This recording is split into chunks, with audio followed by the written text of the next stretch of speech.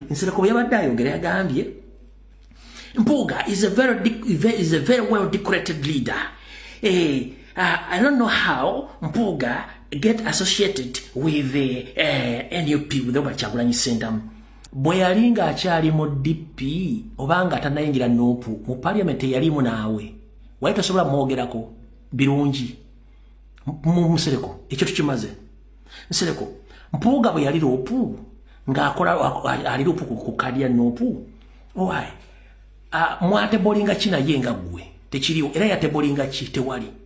Mpuuga okuyingira mu ddiru y'okubanja abaana baffe bonna ffe twamutera ku pressure yali anoonya political platform n'akikola ku last minute so teyajja nti akyagala to remind you Nsereko abaana baffe bonna bakwatiddwa Mpuuga yabalina mu mukono bakwasa. So I wonder why you came out and you Mpuuga stated that you are going to negotiate with Museveni to release political prisoners, who was behind of arresting all our comrades, including the security team of the president. And yali yabego kwata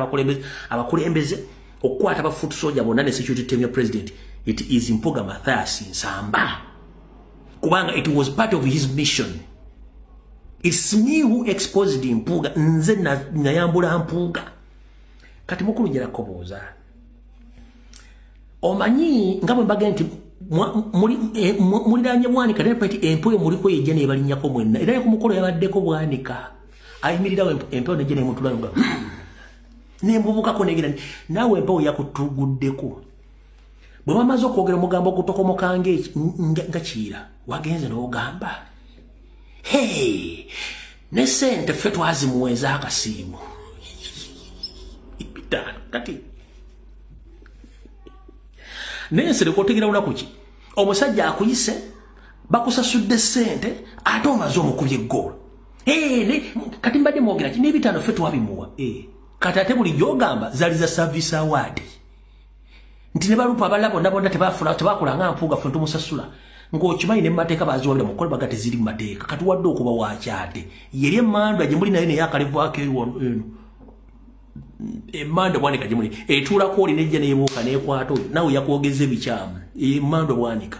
kati omusajja ate wakubye waki mu kusemba ino bugambo mwamuwa ssente ate nga bulijjo muzeegaana nti buzayita mu mateeka kitegeeza nti buli kimu badde mukimanyi nga muzannya muzannyo gwammwe awo tovuddewo obadde wakigobereddeko nnyo nti abantu bonna abaali mu struggle ssente abaali beefula nti bankyukakyuka baba program ku radio obadde wakigobereddeko nnyo Zaya Katambe baga obadde wakigobereddeko nti bonna abaali ssente abaali bayita ba struggle baba program ku radio bakola ajja nayogera ekigambo ekituufu ayogera ekigambo kituufu ekimu nakuba 10 nga bikuba Kyagulanyi mwadde mwakyetegereza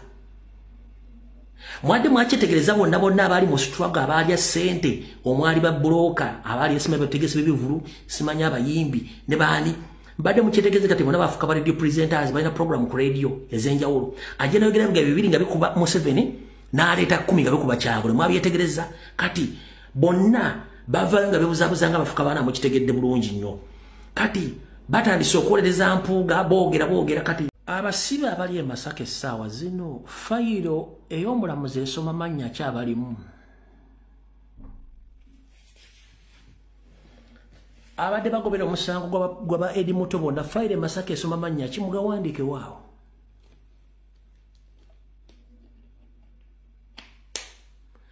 fayiro eri e Masaka w'omulamuzi mu High Court esoma mannya ki